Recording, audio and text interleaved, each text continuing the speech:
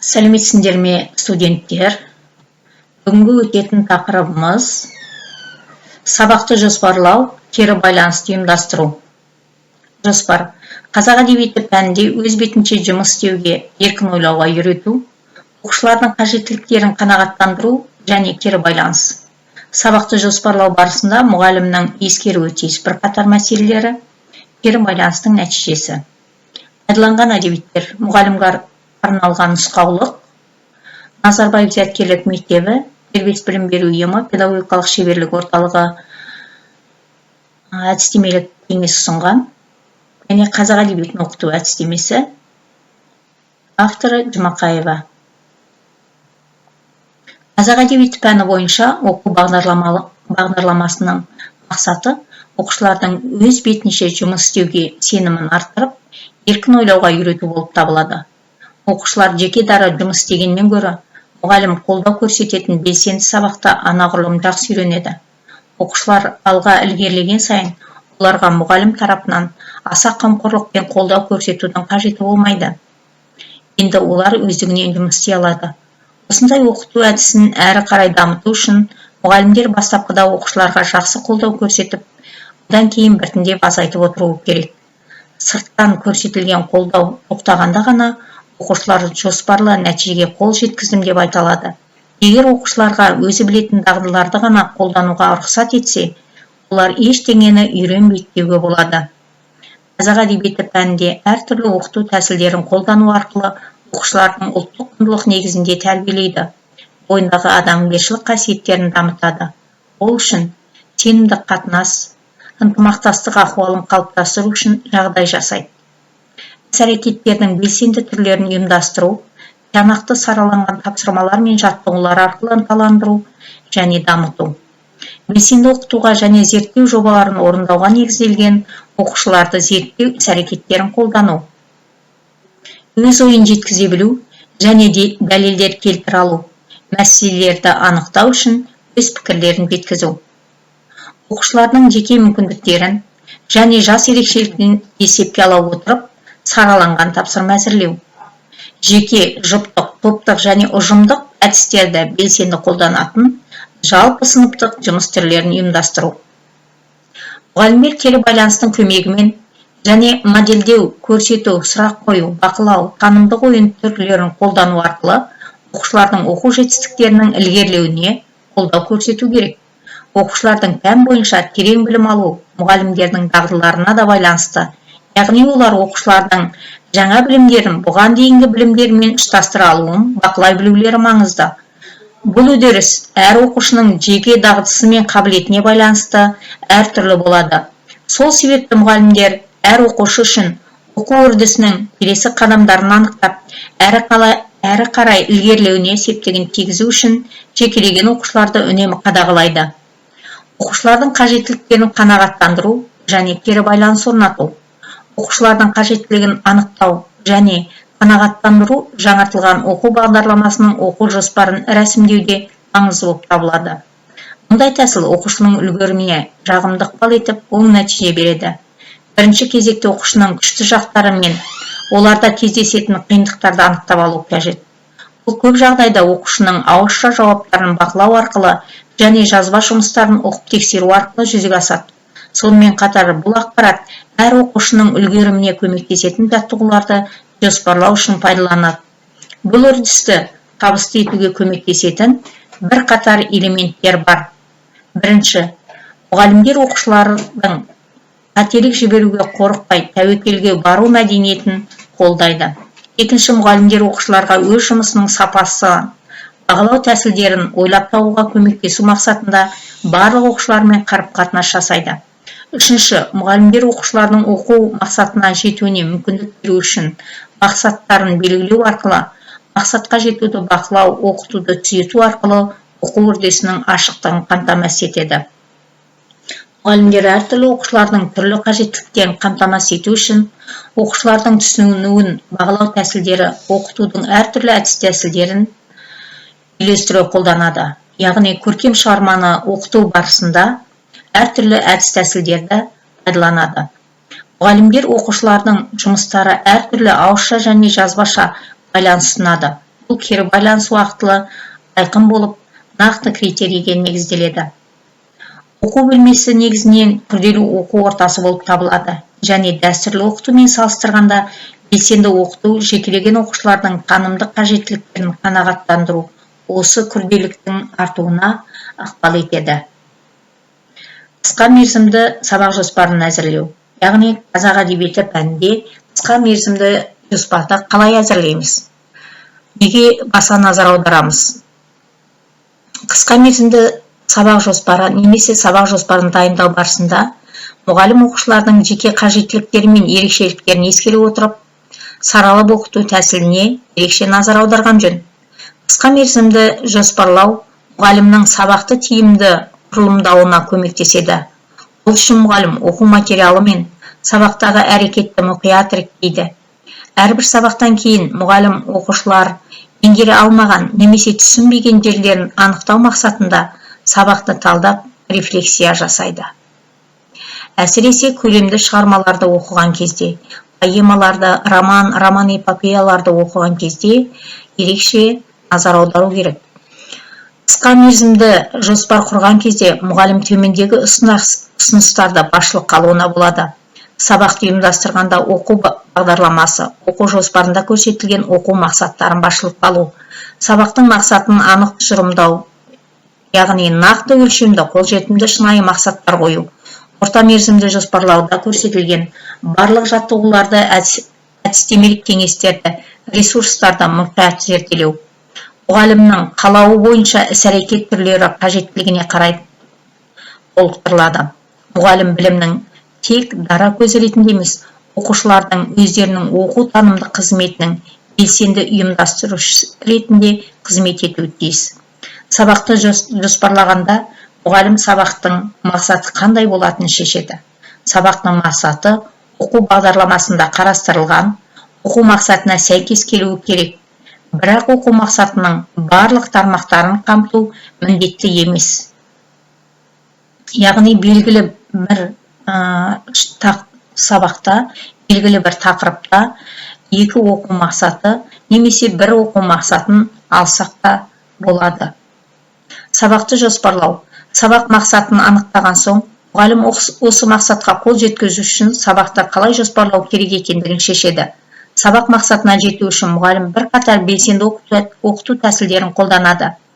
Дәстүрлі дидактикалық оқыту әдістеріне жекелеген оқушылардың тұлғалық дербестігіне, ұмтылысы мен уәждеріне, мүдделері мен дағдыларына, оқу ерекшелігіне жеткілікті дәрежеде мән беріле бермейді.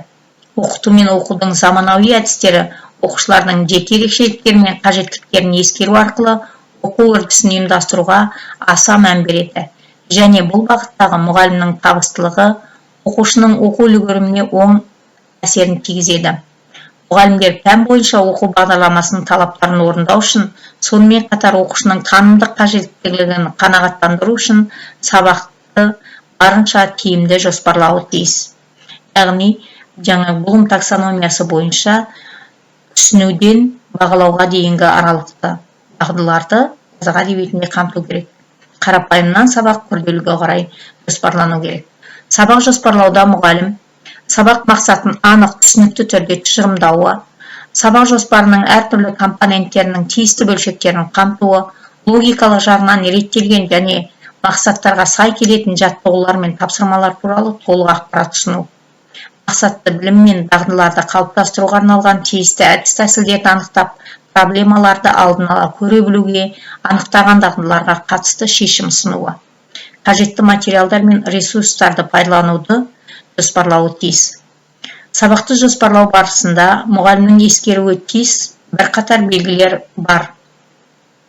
Мәселен, сабағымның мақсаты қандай? Сабақтың әрбір бөлімі оқушыны мақсатқа жетелей ала ма? Оқушылар іс жүзінде не істейді?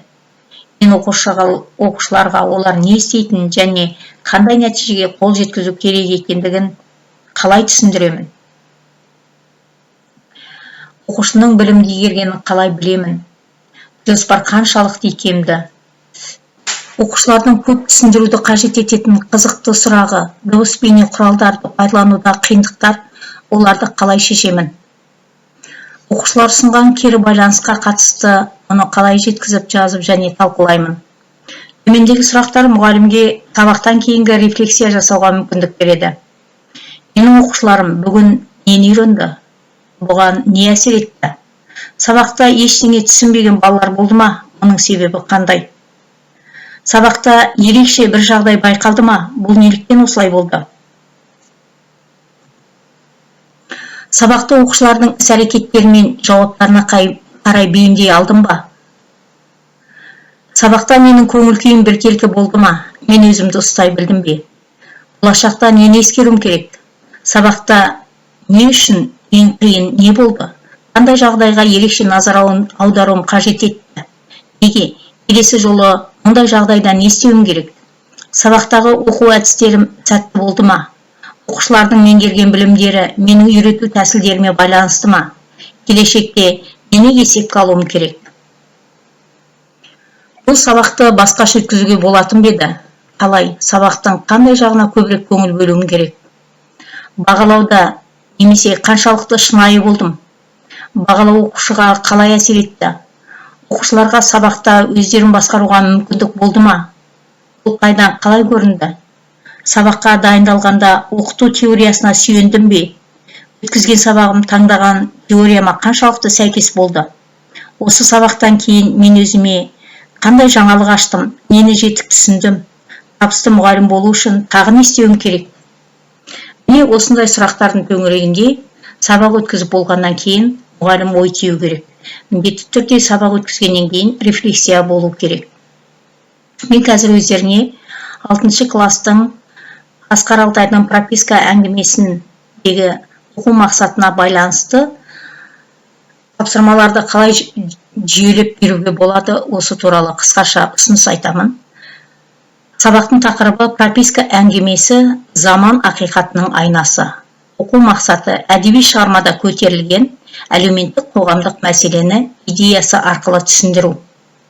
Оқу мақсаты негізінде Асқар Алтайдың прописка әңгімесінде көтерілген әлеуметтік қоғамдық мәселені идеясы арқылы түсіндіріп, әңгімеге талдау жасалады. Яғни, оқу мақсаты әдеби шығармада көтерілген әлеуметтік қоғамдық мәселені идеясы арқылы түсіндіру. Біз негізінен әлеуметтік қоғамдық мәселеге баса назар аударамыз. Әңгіменің атауы прописка. Авторы Асқар Алтай. Алдымен әңгіменің тақырыбы мен идеясын анықтайық.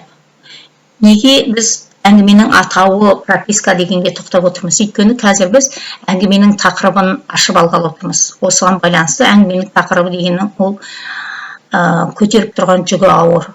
Балалар осыны айқындай алу керек. Әңгіменің тақырыбы еркіндік жолындағы ерлік рухты жастардың туған елге деген шексіз махаббаты. Идеясы желтоқсан көтерілісі кезінде қудаланған қазақ жастары өмірін кеңес үкіметінің желтоқсаншыларға көрсеткен озбырлығын сынға алады. Автор болашақ ұрпақты архаттың рухты жалынды, қаһарлы, адуынды сөздерімен қайтпас мінезі арқылы патриот болуға шақырады. Оқу мақсаты негізінде әдеби шығармада көтерілген әлеуметтік қоғамдық мәселеге назар аударайық. Қандай әлеуметтік қоғамдық мәселелерге назар аударамыз? Автор кеңес үкіметінің желтоқсаншыларға көрсеткен озбырлығын, әрі қоғамнан шеттетуге тырысқан теріс әрекеттерін сынға алған. Бұл бірнеше жерде көрінеді. Әңгіменің басынан бастап соңына дейінгі аралықта бірнеше жерден осы желтоқсан оқиғасына қатысқан жастарды қоғамнан шеттету теріс әрекеттері бірнеше жерде көрініс табады. Ұсақ детальдар арқылы қала мен ауылды байланыстыратын жолдардың сапасыз, өте нашар екендігін шебер суреттеген. Жаңағы Өскеменнен Самар жолының арасы. Осы жердің арасында автобустың жол таба алмауы, жолдың өте сапасыз болуы суреттейді. Қоғамдағы әділетсіздікті архаттың бейнесімен байланыстырып көрсетеді. Ауылдағы аурушаң ағасы, оның жағдайының төмендігі, балалы шағалы отбасының сүреңсіз тіршілігі, әлеуметтік жағдайдың төмендігін байқатады. Міне сабақты жоспарлауда мен қысқаша баян етіп отырмын. Не нәрсеге назар аудару керек? Міне осы бағытта тапсырмаларды беру керек, және кері байланыстың тапсырмасы да осы негізде жүргізілу керек. Бүгінгі сабақ бойынша мен сендерге кері байланыстың тапсырмасын ұсынып отырмын. Өз ойын жеткізе білу және дәлелдер келтіре алу мәселелерді анықтау үшін қандай тапсырма берер едің? Бұл жаңа біздің лекциямызда болды. Сондықтан өз ойын жеткізе білу, дәлелдер келтіре алу мәселелерді анықтау үшін қандай тапсырма берер едің? Яғни бұл түсіну және жауап беру, анализ және интерпретация, бағалау және салыстыру дағдыларын қамтиды. Жаңағы бұлымның қарапайымнан күрделіге қарай түсінуден бағалаудың арасына дейінгі деңгейді саралап берілетін тапсырма. 6 сынып Асқар Алтай прописка әңгімесі бойынша тапсырманы дайындайсыңдар. Яғни 3 тапсырма дайындайсыңдар. Бұның біреуі өз ойын жеткізе білуге байланысты. Екінші, осы прописка әңгімесі бойынша өз ойын жеткізу. Қандай кейіпкердің портретіне байланысты ма, оқиғаға байланысты ма, өздерің таңдайсыңдар оны, өз ойын жеткізе білу. Екінші, дәлелдер келтіре білу. Жаңағы оқу мақсатына байланысты дәлелдер келтіре алу мәтіннен. Үшінші, мәселені анықтау үшін қандай тапсырма берер едің? Осы 3 дүниені бүгінгі күнмен байланыстыра отырып 3 дүниені 3 тапсырма дайындайсыңдар. 3 тапсырманы дайындап Canvas жүйесіне немесе электрондық почтаға жіберулеріңе болады. Кері байланыстың тапсырмасы түсінікті деп ойлаймын. Лекцияға байланысты беріліп отыр. Сабақ аяқталды, балалар, сау саламатта болыңдар.